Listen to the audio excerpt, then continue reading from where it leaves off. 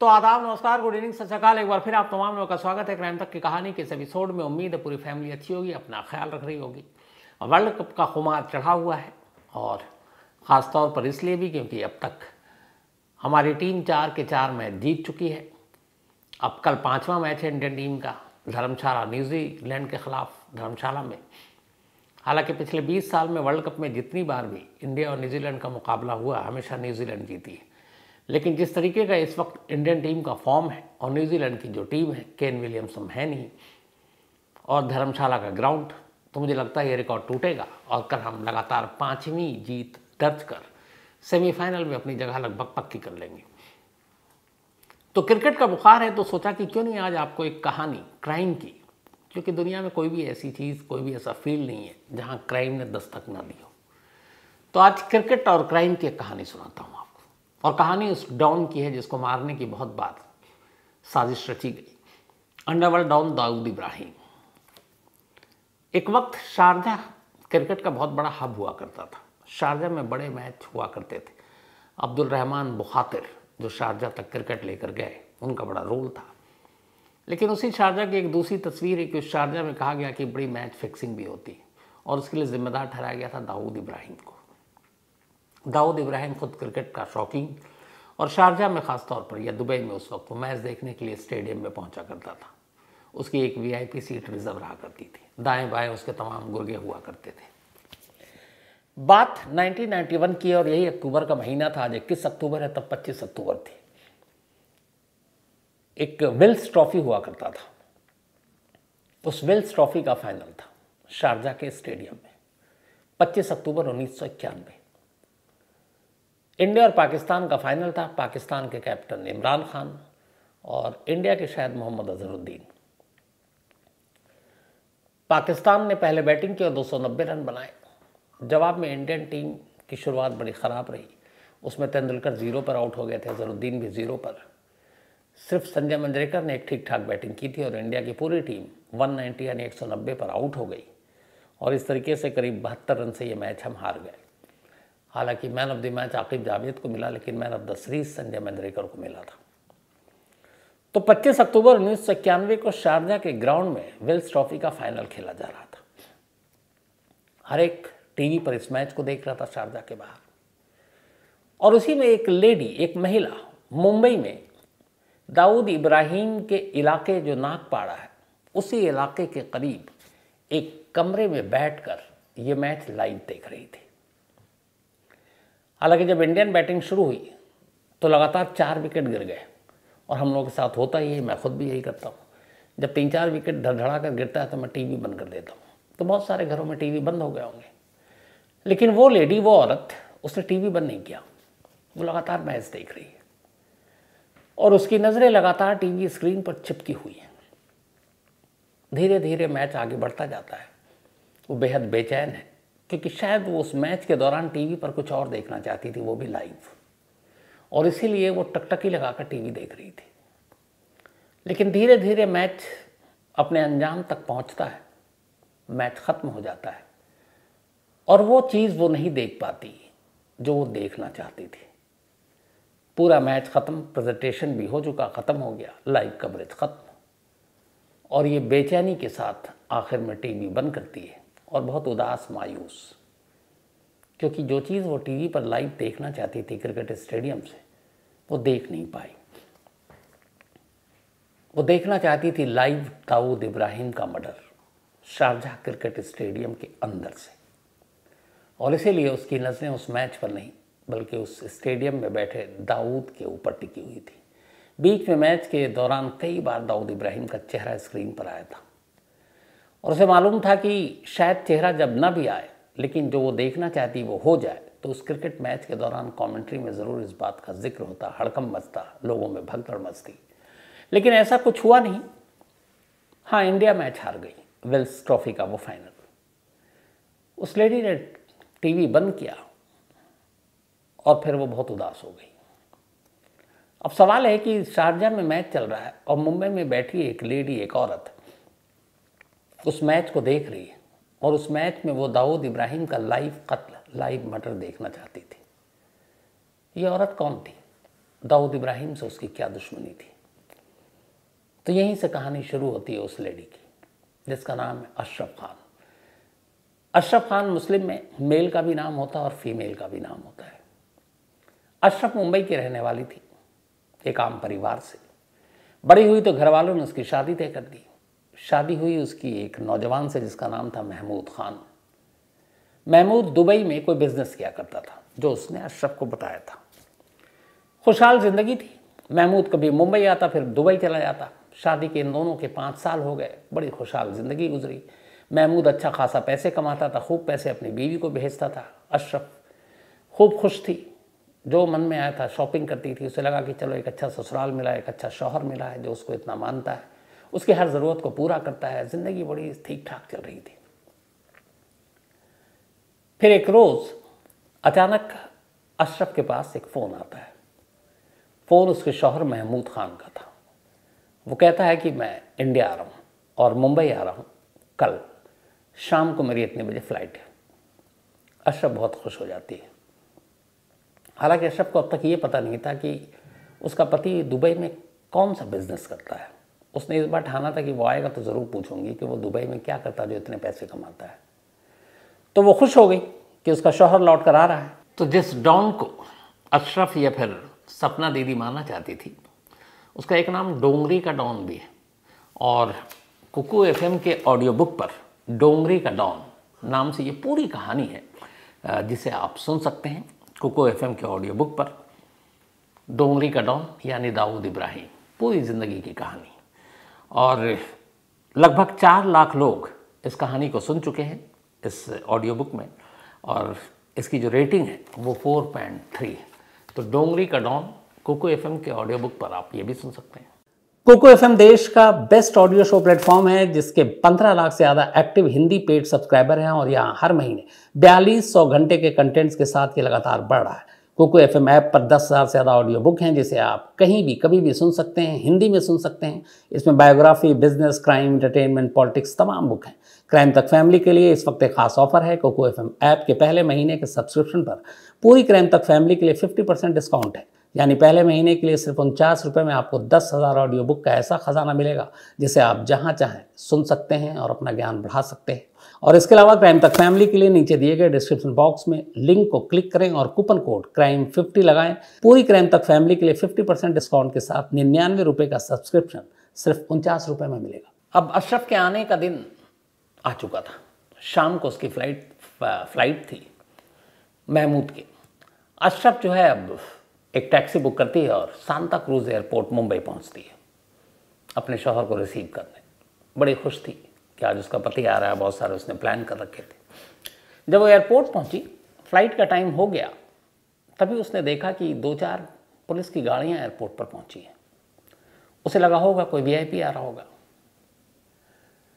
फिर अचानक उसकी नज़र पड़ी, सामने से लोग, अब उसी फ्लाइट का अनाउंसमेंट हो चुका था, लोग उतर रहे हैं, और उसने दूर से अपने शौहर की झलक देखी, महमूद की।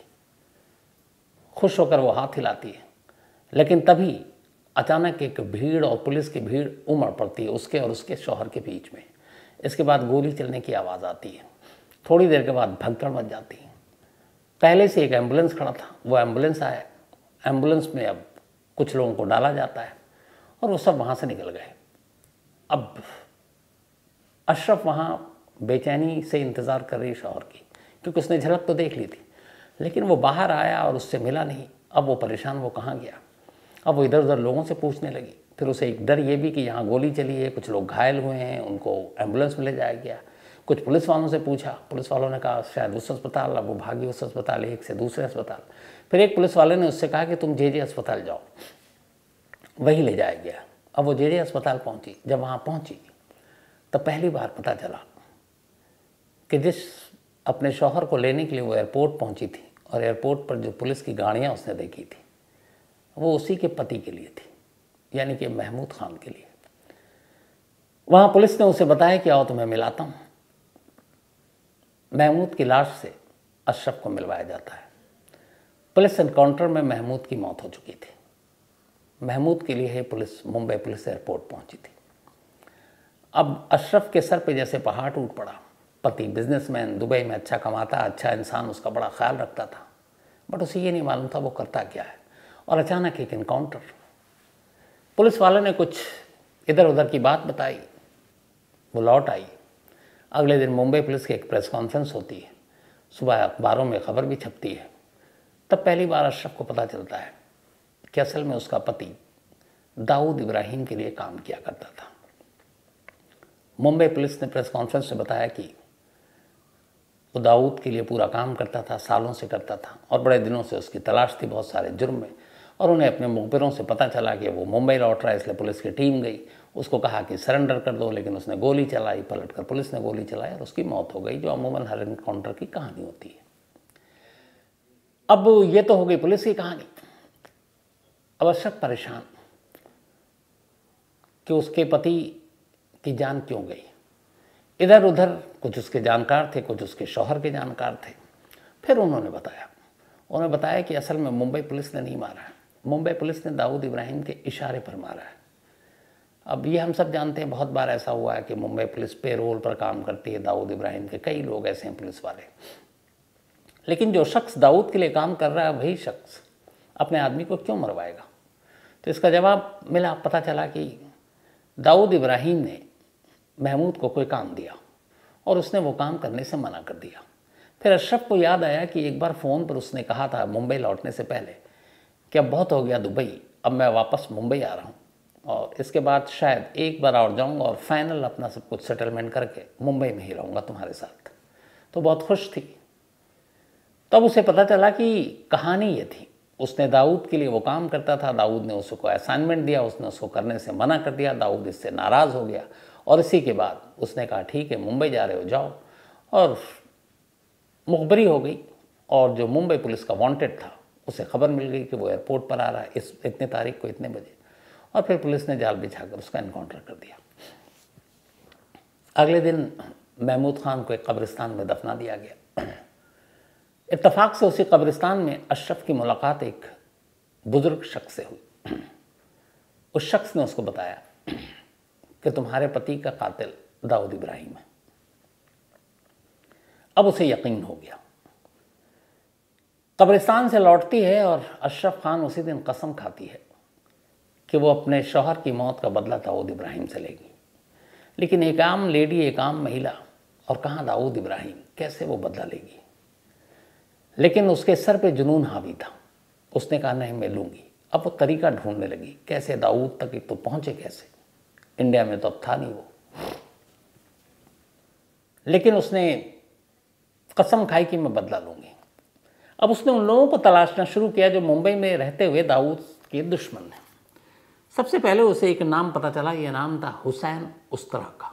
असल में हुसैन का नाम उस्तरा इसलिए पड़ा कि वो बचपन से उस्तरा चलाने में बड़ा माहिर था। क्राइम की दुनिया में उस्तरेबाज बहुत होते हैं, तो वो बड़ा शार्प उस्तरा मारता था, बड़े तरीके से, और उसमें माहिर था, इसीलिए उसका नाम हुसैन उस्तरा पड़ा। अशरफ ने अपने लेवल पर पता किया तो पता चला हुसैन उस्तरा दाऊद से नफरत करता है। वो उसके पास पहुंची, उसने अपनी कहानी बताई। उसने कहा मुझे दाऊद से बदला लेना, तुम मेरी मदद करो। चूँकि दुश्मनी उसकी भी थी। फिर उसने देखा एक लेडी, पहले तो हंसा, बोला तुम कैसे बदला लोगी? उसने कहा बस तुम मुझे ट्रेनिंग दो। हुसैन उस्तरा ने अब उसे आर्ट, फाइट, गन चलाना, इन सारी चीज़ों की ट्रेनिंग दी, क्योंकि वो मुंबई में एक ठीक ठाक गिरोहबाज था। तो उसने हथियार से लेकर उसकी सारी ट्रेनिंग दी। ट्रेनिंग लेने के बाद अब उसने कहा कि तुम्हारे गुर्गों के ज़रिए दाऊद इब्राहिम के ठिकानों और उसका पता बताओ। तो उसने कहा देखो दाऊद को मारने से पहले दाऊद की गैंग को कमज़ोर करना ज़रूरी है। अब वो मुखबरी पे उतर है कि दाऊद के यहाँ कितने जुए खाने हैं, कितने और अड्डे हैं, और वो चुपचाप से उनकी जानकारी लेती, किसी पब्लिक बूथ पे जाती, फ़ोन करती पुलिस को, इन्फॉर्मेशन देती और निकल देती।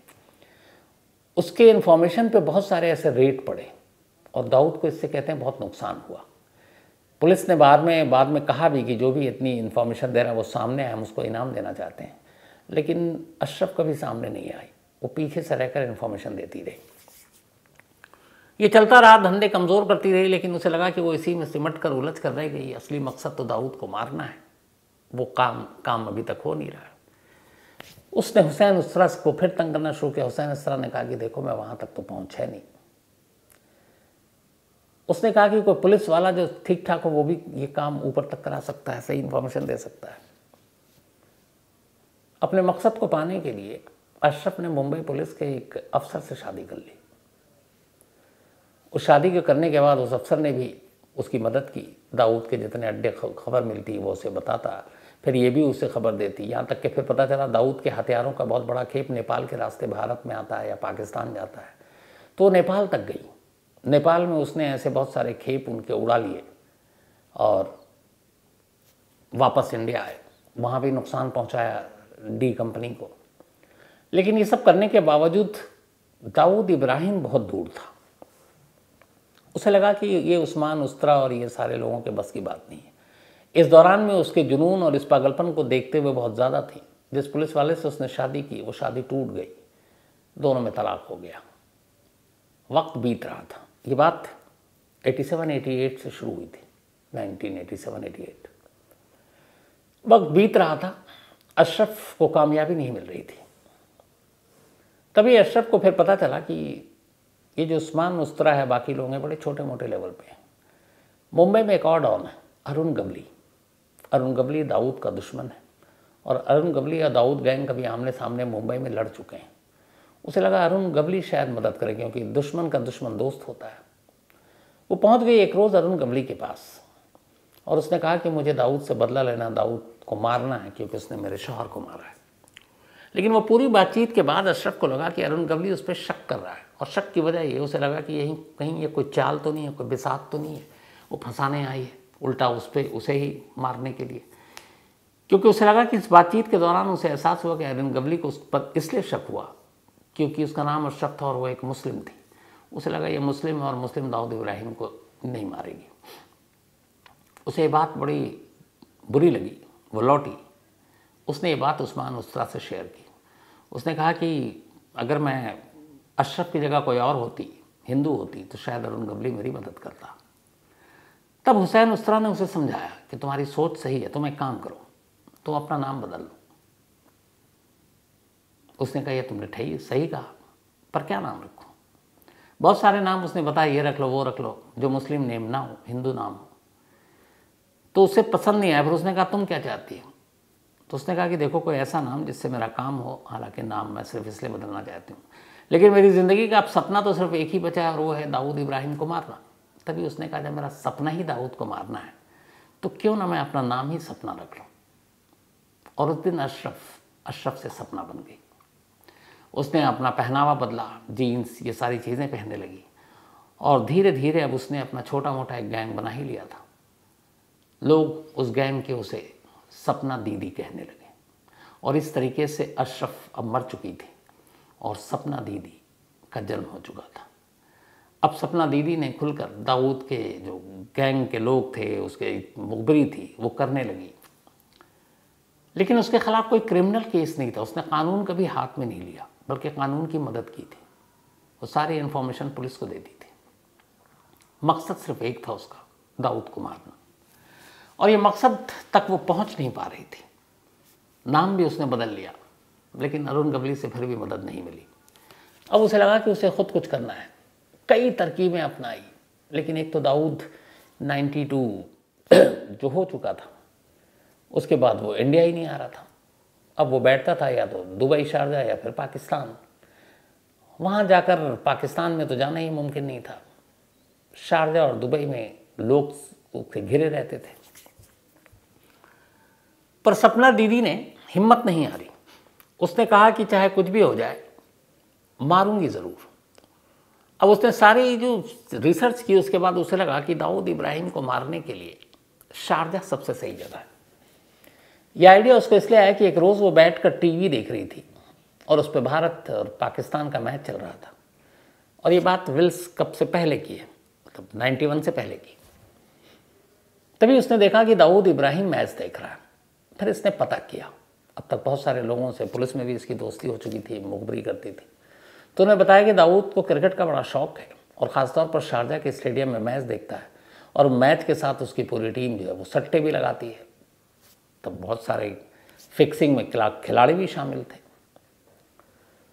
तो उसने कहा कि शारजा स्टेडियम में क्या ये हथियार वथियार लेकर जाता है? तो पता चला नहीं, यूएई के सारे कानून रूल के हिसाब से स्टेडियम में आप पिस्टल बंदूक ये सब नहीं ले जा सकते, बाकायदा कोई भी हो तलाशी होती है। तो उसे लगा ये स्टेडियम सबसे सही जगह है दाऊद को मारने के लिए, क्योंकि उसके या उसके गुर्गे के पास कोई हथियार नहीं होता है। अब उसने वहाँ से प्लानिंग शुरू की। पहले उसने कहा कि वो खुद जाएगी और ख़ुद मारेगी, लेकिन फिर गिरोह के लोगों ने कहा कि नहीं, ये थोड़ा मुश्किल है। तो उसने अपने गिरोह को लोगों को तैयार किया, उनको दुबई भेजा, दुबई से शारजा, और वो सारे थे चाकूबाज। जो हुसैन उस्तरा था उसके कुछ लोग थे, कुछ ट्रेनिंग दी थी, तो सारे चाकू उस्तरा ये सब चलाने में माहिर थे। स्टेडियम के अंदर पिस्टल विस्टल ले जाना मना था, लेकिन छोटे मोटे चाकू वाकू अब छुपा कर ले जा सकते हैं। तो सारी चीज़ें तैयारी हो चुकी थी। अब बस ये था कि अगला मैच और क्या होगा कब, तब वेल्स ट्रॉफी शुरू नहीं हुआ था। पर सपना दीदी ने तय कर लिया था कि स्टेडियम के अंदर दाऊद को मारेंगे। अब ये सारी तैयारी चल रही है। इस बीच में इधर हुआ ये कि एक रोज़ दाऊद के चूँकि बहुत सारे जुए के अड्डे और ये सारी चीज़ें पकड़वा चुकी थी, तो दाऊद के कुछ गुर्गों को सपना पर शक हो गया और वो एक रोज़ कहीं जा रही थी, उन्होंने उसको चेस करना शुरू कर दिया। रात का वक्त था, वो भागी और भाग कर कहाँ जाए, तो उसी वक्त उसने हुसैन उस्तरा से मदद मांगी और उसके घर पहुँच गई। देर रात हुसैन उस्तरा ने अपने घर में आसरा दिया। लेकिन इधर हुसैन उस्तरा के साथ चूँकि वो लंबे वक्त से काम कर रही थी, तो बहुत सारे लोग मानकर चलते थे कि दोनों में एक दूसरे से प्यार करते हैं। जबकि सपना दीदी का पूरी ज़िंदगी अब अपने पति महमूद खान या महमूद कालिया की मौत का बदला लेना था। उसे इश्क मोहब्बत प्यार से में कोई मतलब नहीं था। लेकिन कहीं ना कहीं हुसैन उस्तरा को भी गलतफहमी थी कि सपना उससे प्यार करती है। उस रात जब उसने पनाह दी अपने घर पर, तो उसे लगा यही मौका है। उसने सपना दीदी को ये बात बोली, उसको गले लगाने की कोशिश की। सपना चौंक उठी, क्योंकि उसने कभी हुसैन को उस नीयत से देखा नहीं और उसका मकसद भी नहीं था। वो नाराज़ हुई और हुसैन मिस्त्री के घर से निकल गई। इसके बाद कहते हैं वो दोबारा कभी हुसैन उस्तरा से नहीं मिली। अपने लड़कों को अब तैयार करने लगी, सारी कारीगरी, चक्कूबाजी, छुरी चलाना ये सब सिखाया गया। फिर उससे पता चला कि वेल्स ट्रॉफी होने जा रहा है शारजा में 1991 में, और ये शुरू होगा अक्टूबर में। अपने लड़कों को इसने दुबई भेजा, दुबई से शारजा भेजा। 25 अक्टूबर 1991 वेल्स ट्रॉफी का फाइनल। लड़के पहुंच चुके हैं, स्टेडियम के अंदर है। प्लानिंग ये थी कि दाऊद के इर्द गिर्द ये लोग बैठेंगे, या कई लोग दाऊद के आगे या पीछे, जिस रो में दाऊद बैठता वहाँ से तो आप नहीं निकलेंगे। कई बार आप मैच देखते हैं, सिनेमा हॉल में जाते हैं तो आप क्रॉस करते हैं सीट, तो आगे या उधर से एक सीट छोड़ के भी लोग उठेंगे, और जब कोई छक्का या चौका पड़ेगा या विकेट गिरेगा और लोग खड़े होकर ताली बजाते हैं, सेम उसी वक्त एक साथ 2-3 लोग उस्तरा, चाकू, छुरी लेकर उस स्टैंडिंग पोजीशन में जब लोग खड़े होंगे, तालियां बजा रहे होंगे, दाऊद के ऊपर हमला करना है। ये पूरी तैयारी हो चुकी थी। मैच शुरू होता है। पाकिस्तान पहले बैटिंग करती है, करीब 262 रन बनाती है। ठीक ठाक स्कोर था ये। इसके बाद अब इंडियन इनिंग की शुरुआत होती है, लेकिन शुरुआत में ही 4 विकेट गिर जाते हैं, फिर 5वां गिर जाता है। आकिब जावेद ने इस मैच में 7 विकेट लिया था। ये लगा कि मैच अब वक्त से पहले ख़त्म हो जाएगा। लड़के तैयार थे। इधर सपना दीदी या अशरफ उस नागपाड़े में एक उसने किराए का कमरा लिया था, जिस नागपाड़े में दाऊद का घर था, और वहीं अपने कमरे में बैठकर ये मैच लाइव देख रही थी, क्योंकि उसी दिन दाऊद को मारा जाना था और वो लाइव ये टीवी पर देखना चाहती थी कि उसके लड़कों ने दाऊद को मार दिया। लेकिन पूरा मैच ख़त्म हो गया, दाऊद पर हमला नहीं हो सका। बाद में पता चला कि सपना दीदी के इस मकसद के बारे में दाऊद के गुर्गों को पता चल गया था पहले से। इसके बावजूद दाऊद मैच देखने गया, लेकिन तैयारी के साथ। उसके सारे लोग आगे पीछे तमाम जो सीट्स थे उन्हीं लोगों का कब्जा था, किसी भी बाहरी शख्स की एंट्री ही नहीं थी। तो सीट क्रॉस करने का सवाल ही नहीं था, पहले से ही वो ब्लॉक करके रखा हुआ था। तो सपना दीदी के लड़कों को उस एरिया में जाने का मौका ही नहीं मिला। मैच ख़त्म हुआ और दाऊद अपने गुर्गों के साथ उनकी सुरक्षा घेरे में बाहर निकलकर अपने घर चला गया। इस चीज़ से बहुत नाराज़ हुई थी सपना दीदी, लेकिन अब यहाँ दूसरा खतरा था। अब तक हुआ ये था कि मुंबई अंडरवर्ल्ड में कोई भी गैंग महिलाओं पर हाथ नहीं उठाता था, यह आपस में एक समझौता था। ये वरदराजन और जो हाजी मस्तान इन सब के दौर से चला रहा था। कहते हैं कि सपना दीदी ने बहुत सारे जब दाऊद के जुए खाने और अड्डों को बंद करवाया, पकड़वाया, मुखबरी के ज़रिए या नेपाल में हथियारों के खेप में नुकसान कराया, तो मुखबिरों तक से के ज़रिए दाऊद तक ये खबर पहुंच चुकी थी। लेकिन सपना के ख़िलाफ़ तब अंडरवर्ल्ड ने कुछ नहीं किया। लेकिन जब पता चला कि उसके लड़के दाऊद को मारने के लिए शारदा तक पहुंच गए हैं, तब फिर दाऊद के गुर्गों को लगा कि ये बड़ा ख़तरनाक है। और इसी के बाद फिर दाऊद के इशारे पर एक रोज़ 1992 में सपना को उसके घर से बाहर निकाला दाऊद के गुर्गों ने, और बाहर निकाल कर गोली मार दी। और इस तरीके से सपना दीदी या अशरफ उसकी मौत हो गई। उसकी हसरत अधूरी रही। अपने शौहर के मौत का बदला लेने के लिए जो कुछ उसने किया, बस वो बदला नहीं ले पाई। मुंबई पुलिस की माने तो अशरफ या फिर सपना दीदी एक लेडी डॉन के नाम से जानी तो जाती थी, लेकिन उसने कानून के ख़िलाफ़ जाकर कुछ किया नहीं। हालांकि मकसद अधूरा रहा और वो मारी गई, लेकिन एक पहचान छोड़ गई कि अपने मौत के बदला लेने के लिए वो देश के सबसे बड़े डॉन से भी भिड़ने से डरी नहीं। तो ये थी अशरफ खान या फिर लेडी डॉन सपना दीदी की कहानी ख़त्म करूं उससे पहले वही अपना सिलसिला। आज खुशबू यादव, इनका बर्थडे है, तो हैप्पी बर्थडे खुशबू। और ये उपेंद्र यादव जी ने भेजा है, उनकी बिटिया हैं। साथ ही पीहू का भी आज जन्मदिन है, हैप्पी बर्थडे पीहू। और ये राजेश बड़गोती जी ने भेजा, उनकी बिटिया हैं। विद्या निवास मिश्रा, इनका भी आज जन्मदिन है, हैप्पी बर्थडे विद्या निवास मिश्रा जी। और ये भेजा है पुष्पेंद्र मिश्रा जी ने। साथ ही राहुल, इनका कल यानी संडे को जन्मदिन है, कल कहानी होती नहीं, तो एडवांस में आपको हैप्पी बर्थडे राहुल। और ये भेजा है सुधीर कुमार ने। इसके अलावा राजा राम बिश्नोई, ये राजस्थान पुलिस में है, इन्होंने कहा भवरी देवी की कहानी सुना है। तो राजा राम भाई, मैं एक कहानी ऑलरेडी सुना चुका हूँ, आपको कहानी की लिस्ट में मिल जाएगी। प्रदीप पालीवाल, आपने जो सुझाव भेजा सही पॉइंट आपने उठाया, मैं उस पर ध्यान रखूँगा प्रदीप भाई। देवेंद्र सिंह राठौड़, इन्होंने कहा कि एक रेप हुआ था अभी हाल में, शायद इन्होंने एमपी या राजस्थान का जिक्र किया, और वहाँ रेप विक्टिम का विसरा लिया गया है। तो ये कैसे मुमकिन है? तो देवेंद्र सिंह जी, जहाँ तक मुझे पता है, विसरा, शायद आपने गलत शब्द इस्तेमाल किया होगा, क्योंकि विसरा आमतौर पर किसी मुर्दे का कलेक्ट करके रखते हैं, उसके बाद वो जहर या पॉइजनस केस है कि नहीं वो दिया जाता है।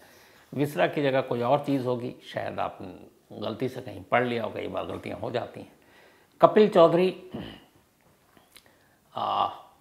कॉन्ग्रेचुलेशन। कपिल जो है अब ये सॉफ्टवेयर इंजीनियर बन गए हैं, इनकी जॉब भी लग गई है, तो बहुत बहुत बधाई कपिल, खूब तरक्की करो।